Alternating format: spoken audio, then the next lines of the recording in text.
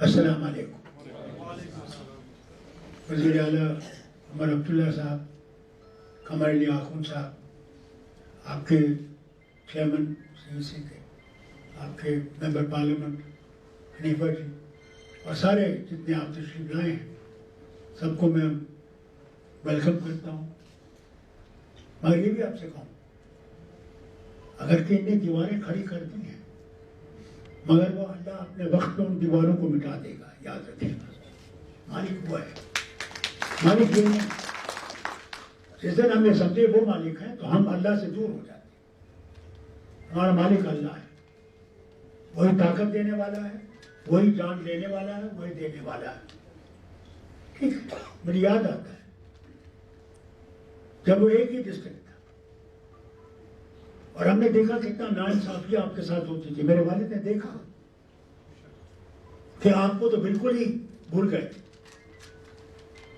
اور مجھے یاد ہے کہ جب آپ کا ڈسٹرکٹ بنا, کتنا شور ایک طرف سے ہوا, ہمیں روک دیا گیا, اور ہم نے دیکھا اس ناانصافی کو دور کرنے کا کوئی اور راستہ تھا ہی نہیں. اور مجھے یاد ہے وزیر اعلیٰ ہو کے جب اندرا گاندھی جی تشریف لائیں کارگل میں, تو میں نے ان سے کہا, گزارش کی, یہ کام کرتا ہے, میں نے ان سے گزارش کی کہ صاحب دیکھیے یہاں کے لوگ کہتے ہیں یہاں ہوائی اڈہ ٹھیک کریے کہ ہم لوگ کی آنا جانا آسان ہو جائے. پھر آپ کا یہ ڈیمانڈ تھا کہ صاحب جس طرح سے انہوں نے لداخ اسکاؤٹس بنائے, کارگل اسکاؤٹس کیوں نہیں بناتے؟ ان کا بھی حق ہے, انہوں نے بھی جنگوں میں ہمارا ساتھ دیا ہے, لڑا ہے. کوئی بھی ان کی طرف سے آپ دیکھیں گے ملٹن نہیں بنا, بھارت کے ساتھ کھڑے رہے, ٹوٹ ٹانگ کے ساتھ کھڑے رہے.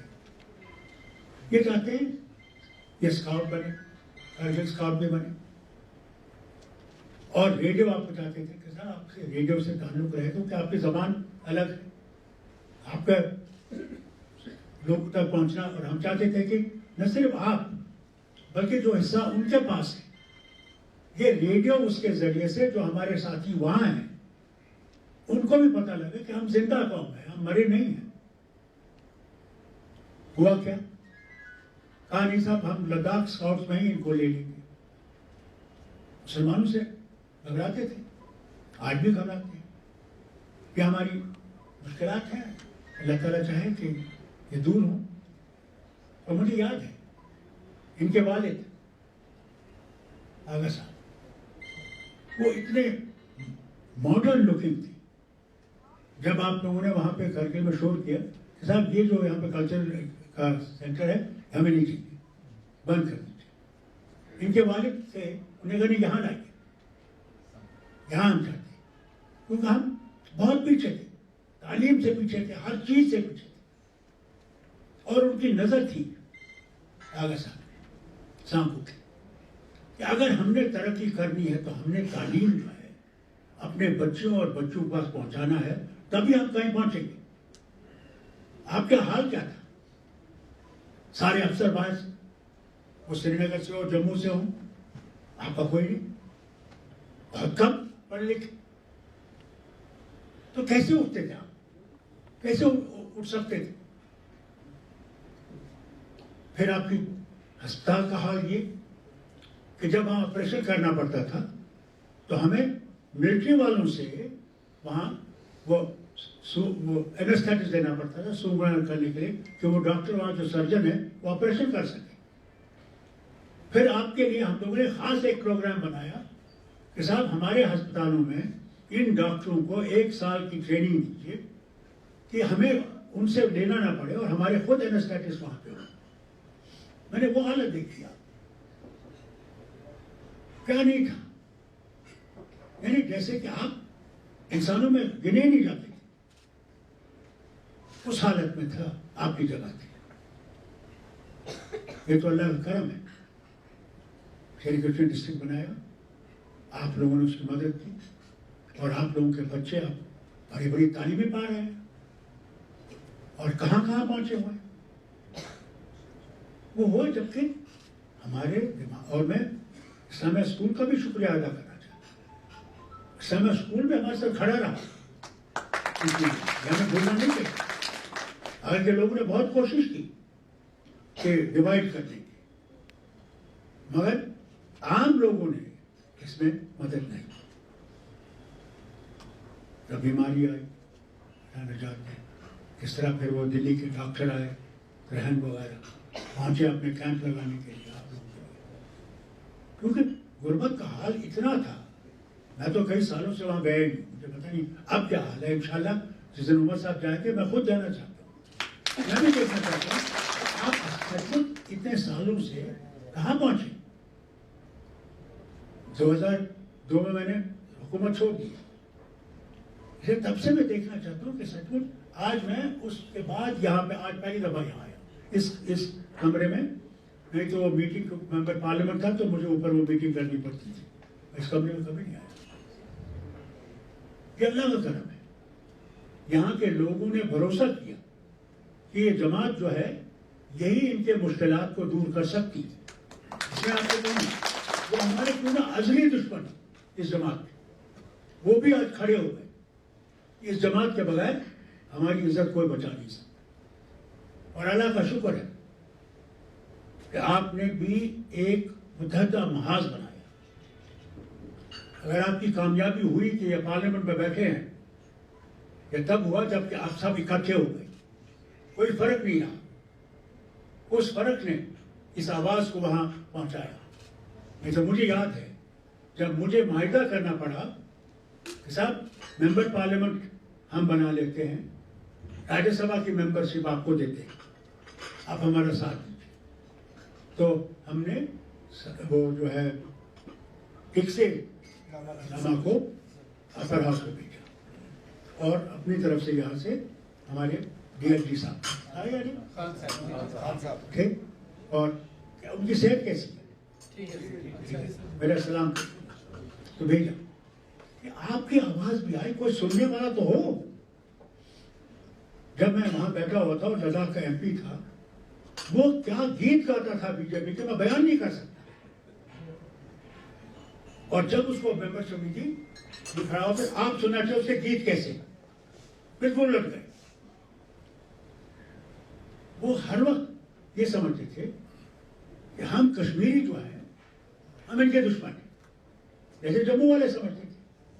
दोनों को पता लगा कि दुश्मन कौन है, कहां पे दुश्मन। आप लोगों ने कभी भी यूटी की हिमायत नहीं की। मैं आपसे आज भी कहता हूं, जब तक जिंदा हूं ये कहता रहूंगा। आपने कहा नहीं हम तो यहाँ के साथ हैं, हमें वहां के साथ नहीं, मगर इनको वो लकीर डालनी थी। इंशाल्लाह वो लकीर भी खत्म हो जाएगी, मगर हम दिलों को वो लकीर न डालें, वो सबसे बड़ी बात है। हमने चलना इकट्ठे है, जितनी भी हम मदद कर सके आपके हम करेंगे, इंशाल्लाह करेंगे। ये आप यकीन रखिए, कभी भी आपको ये नहीं रखेगा कि हम अलग हैं, फर्क है। ये कितनी भी लाइनें डालें, उन लाइनों पे हमारे पे असर नहीं होने वाला। और सिर्फ आपसे उम्मीद करूंगा कि आप इकट्ठे रहेंगे, मुतहदा रहेंगे और अपने मुश्किलात को कम करने की कोशिश करेंगे, क्योंकि आप लोग सचमुच मुश्किलों में हैं। फैमिली तो आप बंद हो जाते हैं, जब तक वो टनल बन जाएगी, अल्लाह करे कि वो टनल जल्दी बने, आपके साथ 12 महीने का राब्ता रहे। हवाई अड्डे की इतनी मुश्किल है, हम कहते हैं वो पहाड़ी आपके सामने है, वो एक मुश्किल है। वो अगर उसका कुछ ठीक कर सकते तो वो जहाज आसानी से वहां से ले सकता था। आपको ले जाना पड़ता है, फिर वहां टिकट है या नहीं है, वहां पे रहना पड़ता है। इन मुश्किलों का अजाला एक ही तरीके से हो सकता है कि उस हवाई अड्डे की तरफ हम ज्यादा तवज्जो दें, इसी तरह से उसको बढ़ाएं।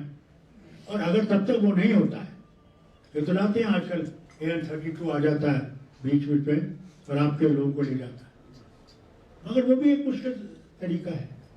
कोई परमानेंट सोल्यूशन वहां के लिए होना चाहिए। अल्लाह करे ये टनल जल्दी जल्दी बने और आपका जो सफर हमारी तरफ है वो दूर हो जाए, उसकी तरफ हम भी लगे हुए हैं। हम कोशिश कर रहे हैं कि जितना जल्दी, और मुझे खुशी इस बात की कहने की कि गडकरी जी खुद बड़ी चाहते हैं कि जल्द से जल्द ये टनल बने और हमारे फासले कम हो जाए।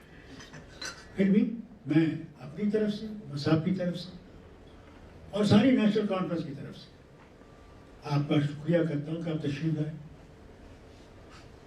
اللہ تعالیٰ ان کو جو ہمارے ساتھی تھے گزر گئے, چکتن صاحب ہر وقت آتے تھے, ہر وقت اپنا قصہ سناتے تھے, کئی بار کہتے رہتے تھے یہاں یہ نہیں ہے, وہاں وہ نہیں ہے. اللہ ان کو مغفرت کرے. وہ بھی ان کی بہت چاہت تھی کہ آپ کا علاقہ اٹھے, ان کی غریبی دور ہو. آپ کے یہاں بھی بیکاری زبردست ہو, پڑھے لکھے بیکار. اب ہم اپنی طرف سے ان کے ساتھ پارلیمنٹ میں شور کریں گے انشاءاللہ. کہیں گے بھائی جب تم لوگوں نے اس کو ڈیوٹی بنایا ہے تو ہمارے وہ کہاں ہیں, ہمارے حق کہاں ہیں, کہاں گئے وہ؟ کوئی سننے والا نہیں.